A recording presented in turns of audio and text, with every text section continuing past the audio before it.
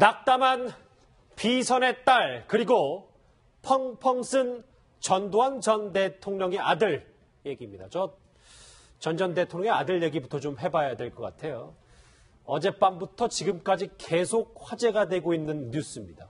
명품 시계를 밀반입하다 적발됐는데 그 시계를 전두환 전 대통령의 셋째 아들 전재만 씨에게 받았다. 이 내용 들으신 분들 많을 텐데 어제부터 오늘까지 계속 논란이 되고 있습니다. 저희가 오른쪽에 준비한 걸 한번 같이 먼저 보시겠습니다. 제목은 얽히고 설킨입니다. 자, 지금부터 저희가 여기 계신 분들과 함께 이 전재만 씨에서 어떻게 정유라 씨까지 한번 넘어가나 쭉 흐름을 볼 텐데 여러분들도 같이 잘 주목해 주셨으면 좋겠습니다. 먼저 이 흐름에서 첫 번째 키부터 풀어야 될 것 같아요. 먼저 이현정 의원. 네. 전재만 씨가 어디서 얼마나 돈이 많길래 이 명품 시계를 줬는지는 이제 차차 짚어보기로 할 텐데 유흥업소 직원한테 명품 시계를 준 건 맞는 것 같아요. 참 이 전두환 씨 일가가 언제나 우리 뉴스에서 좀 사라질지 끊임없이 사실은 나오고 있고 지금 큰아들, 둘째 아들은 현재 지금 세금을 못 내서 전대 구속돼 있지 않습니까? 그리고 이제 막내 아들이죠. 전재만 씨인데 현재 이제 미국에 거주하고 있는 것으로 알리고 있습니다. 미국에서 캘리포니아의 나파밸리라는 데가 있습니다. 예. 거기 가면 이제 주로 와인을 많이 제작하고 파는 데인데 거기에 지금 현재 실제로 소유를 하고 있는 그런 상황입니다. 근데 이게 이 사건 발생은 2015년도 8월 달에 일어났어요. 이게 아마 어떤 여성이 그 고가의 시계를 차고 이제 들어오는 것을 관세청 직원이 적발해서 시계 출처를 물은 모양입니다. 그랬더니 이 시계가 우리가 지금 콘스탄틴이라는 아주 스위스 유명한 시계인데 한 4,500만 원 정도 한다고 그래요. 그랬더니 이 여성이 이 시계는 미국에 있는 전재만 씨가 사줬다. 이렇게 이제 그 이야기 증언을 했다는 것이죠. 그래서 이게 이제 재판에, 그러니까 그 검찰에 기소가 돼서 세금을 지불했다는 것인데 이게 이제 뒤늦게 알려졌습니다. 근데 이제 당시에 특히 이 여성 같은 경우는 이제 아마 강남에 있는 유흥업소에서 근무하는 여성으로 지금 알려져 있거든요. 근데 왜 전재만 씨가 이 여성에게 이런 비싼 고가의 시계를 사줬는지, 그리고 지금 전두환 씨 같은 경우는 재산이 없어서 아직 추징금을 못 내고 있다는 상황 아니겠습니까? 근데 이 비버리 힐스에서 이 정도 고가 시계를 특히 자신과 특별한 관계가 없는 여성이 이 정도 사줄 정도면 이 상당한 재산을 갖고 있는 것이 아닌가 이런 지금 의혹들인데 사실 이거 자체가 지금 아직 본격적인 정확한 확인은 되지 않았습니다만은 현재로서 이제 관세청 주변에서 나오고 있는 그런 이야기 같습니다. 예, 일단 시작을 좀 이해가 쉽게 풀어봤는데 그러면 문제의 시계가 어떻게 세상에 나오게 됐는지 인천 세관의 당시 관계자의 목소리 한번 들어보시죠. 처음에 뭘 부인했다? 이건 선물서 윤이나 다른 사람을 부인하다가 나중에 시인을 했습니다. 굳이 왜 선물 받았다고 한 겁니까? 자기가 샀다 하면 또 그게 저희가 이제 또 어떻게 돈을 가져갔냐부터 해서 그 경위를 또 묻게 되잖아요. 예, 그 뒷얘기를 다 캐기 때문에 이게 이제 늘어든 거겠죠. 그 영업장이에요. 그 여인의 자택까지 해가지고 체크하고 약관을 하니까 나중에 실토를 한 게 이제 이렇게 사람 이름이 나온 거죠. 전재만 씨가 나온 거고. 예. 네, 이 사건이 2015년 8월에 발생한 사건인데 지금 이 해당 여성과 시계는 어떻게 됐나요? 그러니까 이게 이제 잘 아시겠지만 공항이나 이런 데서 올 때 보면 $600가 기준이잖아요. 그때 $600까지는 면세가 되고 그 이상이 되면 자진 신고를 해야 되는데 이 여성의 경우에는 이제 시계를 차고다가 공항에서 걸린 게 아니라 이게 워낙 고급 시계다 보니까 이제 그 케이스도 귀한 거죠. 그 값어치가 있는 거죠. 그러니까 케이스를 소포로 따로 받았대요. 그래서 케이스 소포가 걸리면서 이제 이 시계까지 추적이 된 건데, 그런데 이제 그러니까 케이스를 따로 소포로 붙인 이유는 본인이 이게 쓰던 것처럼 하기 위해서 고의적으로 속인 거죠. 세관에 들어올 때.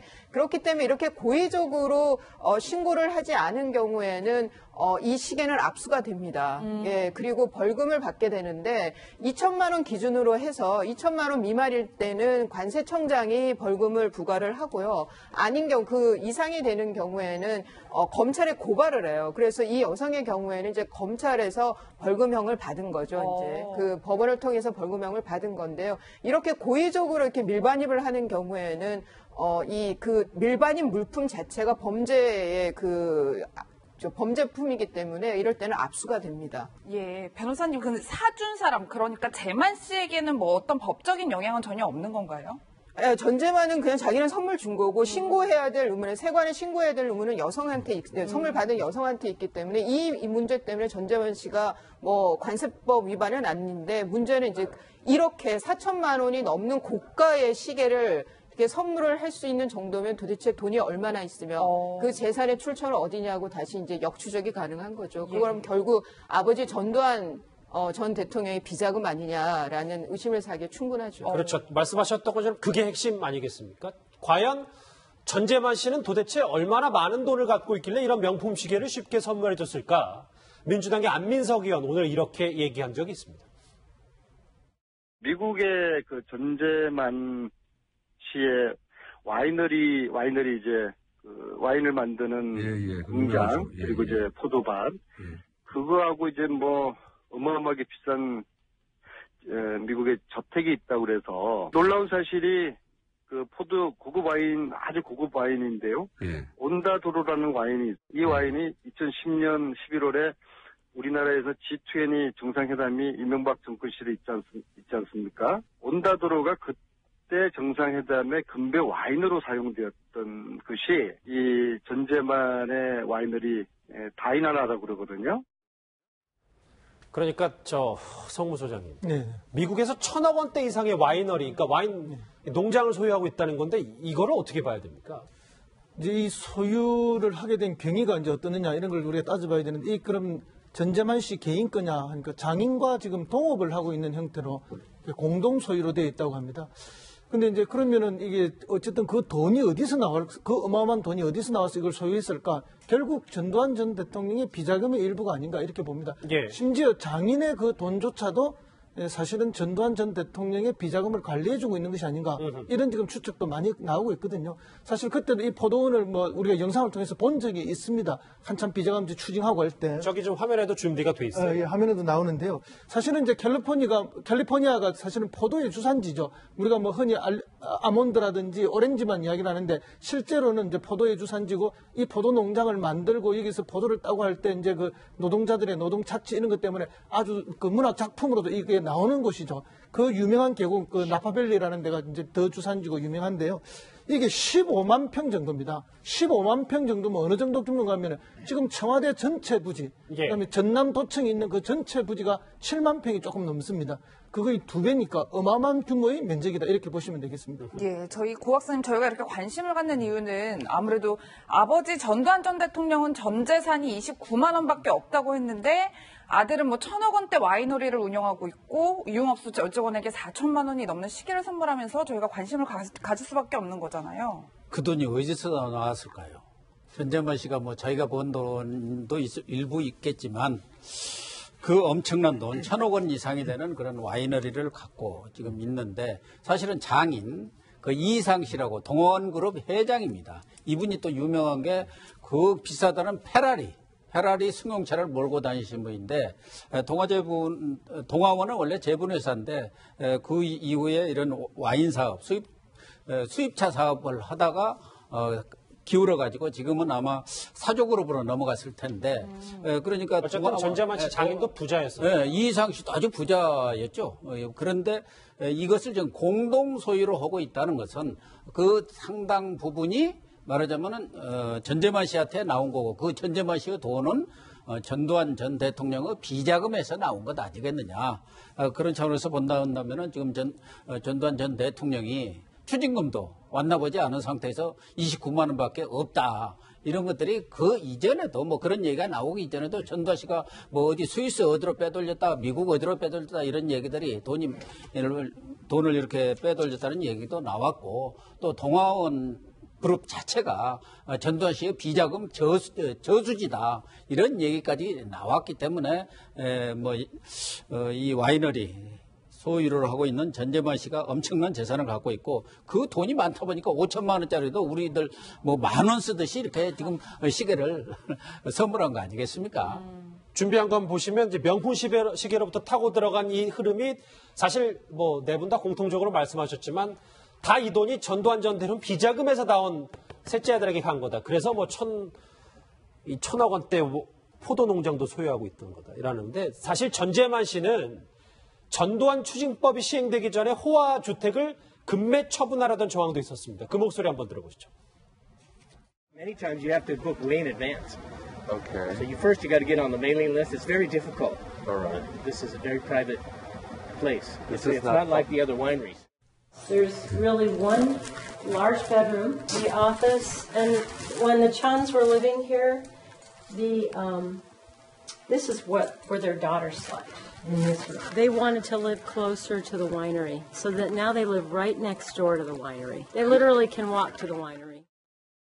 저게 여러분들이 다 예상했던 비자금이라면 추징돼야 마땅한 건데 이현재 의원님 왜 그게 잘 안 되는 거예요? 그러니까 이게 이제 정확한 이 재산의 출처가 어딘가에 대한 이제 명확한 어떤 지금 그 출처를 못 찾아내고 있는 것이죠. 사실 이제 이 전재만 씨 같은 경우에 결혼할 때 결혼 축하금으로 장인한테 160억자 규모의 채권을 한번 받은 적이 있어요. 당시에 그래서 이 사건과 관련해서 검찰이 이제 수사에 들어갔어요. 그래서 이 중에서 이제 114억을 검찰이 이거는 전두환 씨 돈이다. 이렇게 이제 검찰이 밝혀냈습니다. 근데 이제 나중에 법원에서 결국 이제 여기 한 53억 정도만 이제 이제 출처를 확인해서 결국 나중에 추징금을 때린 적이 추징금 매긴 적이 있거든요. 예. 이제 그런 상황인데 지금 이제 그 전두환 씨 어떤 그 추징 단계에서 이제 뭐 전재용 뭐 지금 전재국 뭐 아들에 대한 재산도 되고 있지만 지금 이제 큰아들 같은 경우는 시공사를 운영하고 있지 않습니까? 네. 그러니까 이게 추징이 쉽지 않은 게 이 재산의 출처 자체가 이제 불법적인 돈이다. 이런 것을 이제 규명을 해야 돼요. 그렇지만 이게 이제 예를 들어서 뭐 사돈의 돈이고 이런 식으로 가버리면 사실 이거는 추징할 수가 없는 것이거든요. 지금 이제 그 나파밸리에 있는 재산 자체도 보면 그렇습니다만은 같이 동업을 한다고 하지만 사실 이게 이제 이상시의 재산 규모로 잡혀 있단 말이죠. 그렇기 때문에 어떤 이 재산 자체가 전두환 전 대통령한테 흘러갔다는 정황들을 증거를 찾아내야 되는데 그거 자체가 쉽지가 않은 것이죠. 그래서 실제로는 지금 재산 자체가 거의 한 뭐 1,200억대, 1,300억대 된다고 하지만 이거 자체를 지금 전두환 추징법에 따라서 추징도 할 수 없는 상황이 명확한 출처 자체를 지금 규정하지 못하고 있기 때문에 난항을 겪고 있는 상황입니다. 그러니까 1,000억 원이 넘는 뭐 전두환 전 대통령 주변에 도대체 돈이 얼마나 했는지는 아직 저도 감이 안 잡힙니다만 이 비자금을 추징하겠다고 예전에 했던 게 이제 이명박 전 대통령 시절에 박근혜 당시 의원이었잖아요. 전두환 추징법. 참 제목 그대로 얽히고 설킨 게 있는데 이 두 사람의 악연 관련해서 한번 목소리 들어보실까요? 박근혜 대통령이 얼마나 섭섭함이 많았으면 전두환 대통령 재산을 그렇게 탈탈 털었을까. 2014년인가 그 법을 만들었는데 이게 소급 입법입니다. 공소시효를 10년으로 늘렸다고. 그러니까 전두환 대통령 재산을 빼앗기 위한 특별법이지. 최순실이가 국정에 깊이 개입했다면 반드시 아버지 원수 갚기 위해서 영향을 주지 않았겠나. 예, 뭐 말씀처럼 전두환 특별법을 만든 게 박근혜 전 대통령인데 저희가 판넬에서도 준비를 했듯이 지금 최순실 씨랑 경제 공동체로 묶여 있고 또 최순실 씨도 뭐 추징을 해야 한다 뭐 이런 입장에 처해 있는 거잖아요. 그렇죠. 불법적인 그 정치 자금이라든지 불법으로 취득한 재산들은 추징할 수 있게 한 게 바로 전두환 추징법 아닙니까? 그러면 이게 똑같이 이제 그런 사례에 해당되면 박근혜 대통령과 최순실 사이에서 이런 자금들이 만들어지고 또 그 자금으로 인해서 가지고 있는 재산이 있다면 그것은 당연히 뭐 똑같은 사례로 환수할 수밖에 없는 것이죠. 그래서 자기들이 만든 그런 법에 유사한 사례로 자기들이 다시 환수당할 가능성이 매우 높다 이렇게 보고요. 이 사람들의 뭐 악연이야 우리가 너무나 잘 알지 않습니까? 최태민 씨를 전두환 정권이 들었으면서 그 강원도에 있는 군부대로 보내버렸죠. 그때 이제 이 최순실 씨도 박근혜 전 대통령도 이 최태민에 대해서 굉장히 그 나쁜 감정을 가지게 되었고 이 두 여인이 동시에 한을 품은 거 아닙니까? 그래서 여인이 한을 품으면 온유굴에 서리가 내린다는 이런 옛말이 있듯이 결국 전두환 전 대통령한테 서리가 내린 게 사실이죠.